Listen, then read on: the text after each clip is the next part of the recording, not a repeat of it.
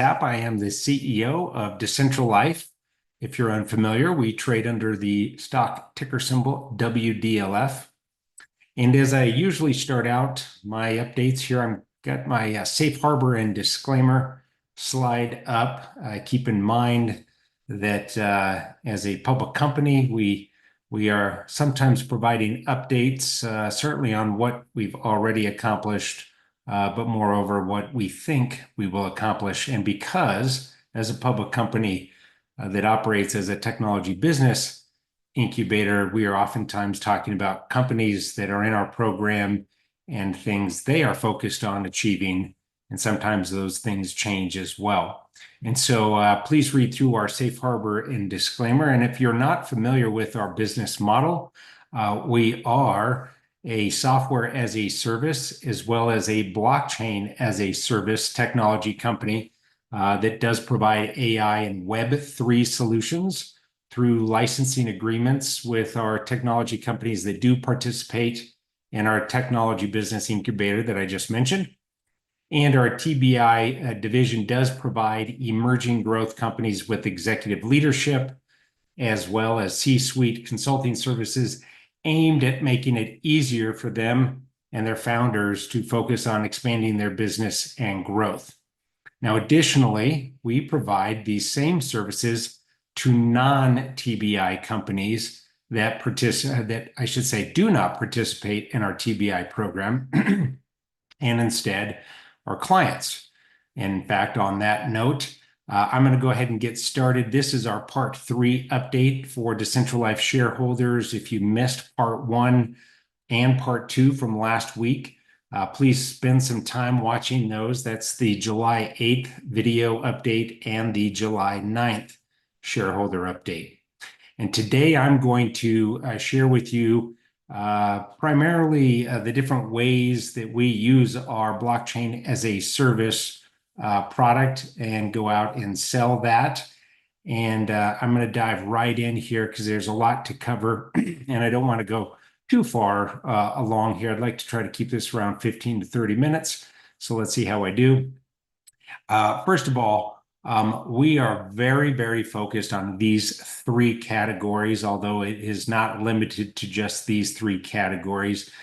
This year and the end of last year has allowed us to refocus some of our efforts internally on making these connections with different businesses and even government organizations in order to educate them on not just our services that we provide, but how blockchain can help them, their business, and the industry that they operate within. So let's start here and talk about how blockchain-based solutions can shift the way governments are siloed and inherently insecure using the centralized systems that they've been using since the onset, really, of the internet.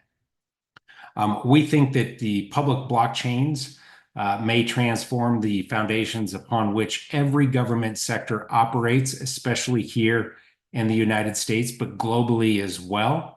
Blockchain technology can accelerate government functions, certainly because of the security of those functions, or oftentimes the necessity of the security, especially as it relates to identifying, identity verification, or identifying citizens and voters and all of that sort of thing, as well as their transactions, such as land use registry and safekeeping of medical records.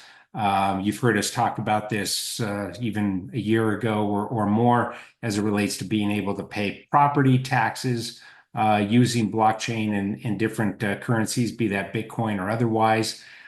Certainly state governments being able to do bond issuance or the tokenization of bonds and the issuance that way. And so there's many, many different ways that blockchain can come in and potentially help governments integrate a more safer platform than what they're used to.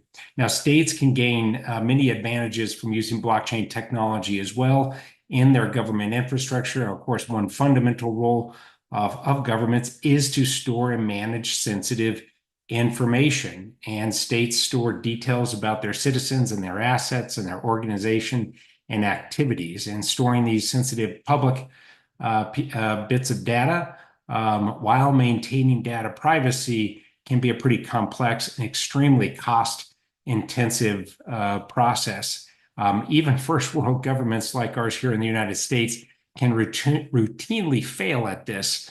This is a way to prevent data leaks. Now, governments relying on blockchain technology could simplify the management of trusted information that states can also do while protecting against unauthorized access and the data manipulation. Blockchain-based systems can also have several attributes that may be of great use to governments. Several reasons why governments would want to use blockchain technologies are, as we all know, election security. This is a growing concern for many populations around the world. And of course, right here at home in the United States, as we head into our own elections this November. Many issues are commonplace surrounding voter registration integrity, voter turnout, and poll accessibility. Now, blockchain-based voting solutions could be used to improve the essential democratic process. And blockchain network is a decentralized, transparent, and encrypted, as well as immutable platform in which conducting elections and voting is perfectly suited for. We have been in communication with political officials and organizations supporting political parties to educate them on this. And we are very, very dedicated to being able to provide the services that we know blockchain can help solve, especially in voting and making certain that voter manipulation and sustained electoral integrity is in place. Now, as you've already heard, I'll switch gears here. You've heard me talk about blockchain and tokenization of stocks. And in recent years, tokenized stocks have transformed the equity trading landscape. If you've watched my tokenization, or what is tokenization video that I posted a month ago or so, you'll know that there are groups like BlackRock and Larry Fink, who is the CEO of BlackRock, that's very focused on their mission and watching and helping and supporting the fact that the stock market will eventually become the token market.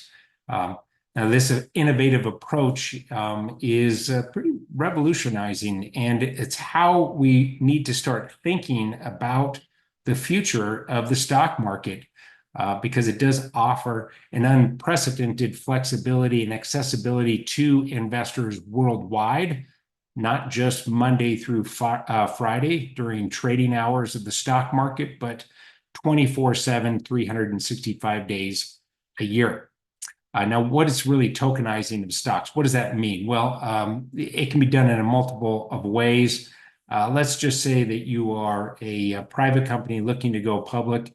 It is not necessary, or will not be necessary in the future. Depends on what part of the world you're living in. But I'm talking about here in the United States right now, that in the future, if you want to go public, that you have to go public with your stock. Instead, you could be going public with your token securities. But tokenized stocks and digital representations of traditional stock on the blockchain being tradable 24/7 is kind of breaking free from the constraints of the conventional market hours that we have been stuck with now for many, many decades. That equals, as you may have already heard me say in previous videos, additional liquidity. If you have a compact amount of liquidity that can take place 5 days a week for normal business hours, if you will, with the stock market, now that expands out to a lot more liquidity globally and throughout the entire day. So 24/7 trading is a big issue that blockchain can tackle.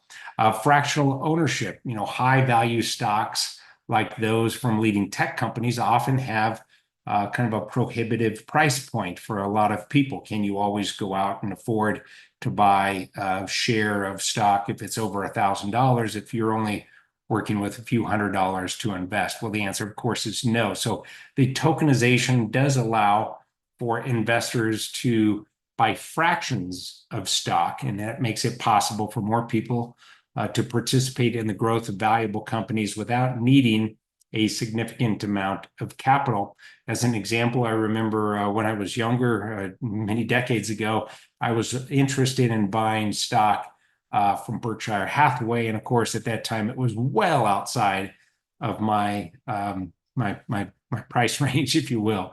If it was fractionalized, I could then afford to still participate with that stock and own that, even having less than the total share price of just one share of Berkshire Hathaway stock. Now, some of these things, as it relates to fractionalization in real world assets or real estate, also hold true. Of course, if you are interested in investing in the real estate market, well, you better have enough money to at least buy a house or a condo or some sort of real estate project or buy into it. Fractionalizing that makes it a lot more cost effective for someone who's just entering the real estate market, but maybe can't buy their first home or first property, and instead they can invest fractionally in one or multiple properties with however much money they do have to invest. So the tokenization of real estate is a huge part. I believe that this is going to be, as I've noted in past videos, I believe that this is going to be kind of the leader in a lot of money moving into fractional ownership and tokenization of real world assets. You can also have fractionalization of paintings or other things that are real world assets as well. But I believe real estate is going to lead that. And we know now that players like BlackRock believe the same in that they are actually tokenizing over $10 trillion worth of their own real world assets.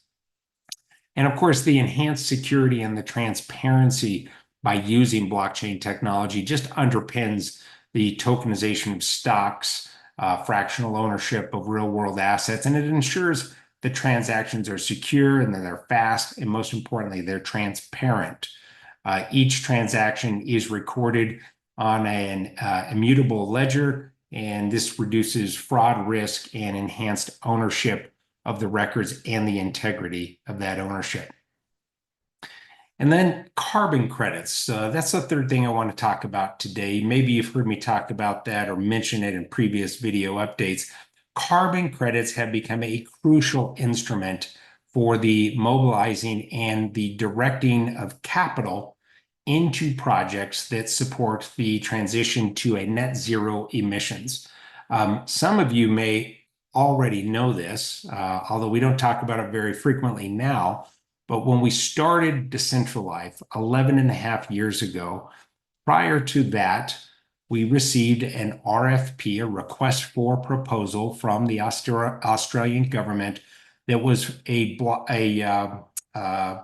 carbon credit technology solution that they were looking for. And it really thrusted us into the educational curve, a steep one at that, on understanding carbon credits and how that was going to change the landscape globally for the buying and the selling of carbon offset credits. And it's only ironic that here we are some years later where blockchain is going to help us solve many of the issues that we struggled with almost 12 years ago when we were laying out our potential solution for the architecture of that platform that we received the RFP for. So it's exciting for us to be able to find this come, full circle for the company and be able to go out and provide carbon credits as a solution, I should say tokenization of carbon credits as a solution to many companies that have since entered into the net zero emissions sector. Now, in order for these markets to reach their full potential, it's essential that these carbon credits are trustworthy and they are accurately monitored. In the last decade plus, what has happened globally with carbon credits is they haven't been entirely trustworthy and accurately monitored. You have ghost credits, you have carbon credits that are duplicated, sometimes multiplied far more than just duplication. And so that loses the integrity of the industry, and blockchain can come in and has come in and is solving that. By utilizing decentralized ledgers for the verification of these records, smart contracts, and the automation process, it can greatly assist in tracking these carbon footprints, the transactions, and of course, the emissions data throughout the entire value chain of carbon credits and the ability to sell carbon credits through tokenization. Additionally, blockchain and tokenization of carbon credits will ensure that the traceability of these factors is maintained from start to finish, and that will bring back a lot of confidence, we think, into the carbon credit sector. Additionally, the decentralized nature, I should say, of blockchain can also facilitate the connecting of registry systems in a peer-to-peer network. And this addressing does deal with this double counting of the carbon credit issues. It wipes out this major problem that's been created over the last decade plus with these ghost credits and the fraudulent and the falsehoods of the credits that are being sold. And now, decentralized applications such as the ones that we are licensing through Decentral Life, they will play a key role in the ability to transfer, track, and stay compliant with all of these types of tokenizations that I've explained in the video today. And we're already in conversations with existing public companies that we're working with to complete the tokenization of their stock securities. We're also in works with companies that are taking advantage of the tokenization of their carbon credits and the facilitating and the marketing, selling, and transfer of those carbon credits. And finally, we're already working on decentralized solutions for securing government transactions, data, and most importantly, the use of blockchain tokenization and voting solutions that will significantly help reduce voter manipulation and sustain the electoral integrity here in the United States and abroad. Furthermore, we have already begun tokenizing real-world assets in the real estate space, and we see, as I mentioned before, that will accelerate a great deal because it is most likely going to be, from our opinion, the leader in tokenization of real-world assets, real estate, that is.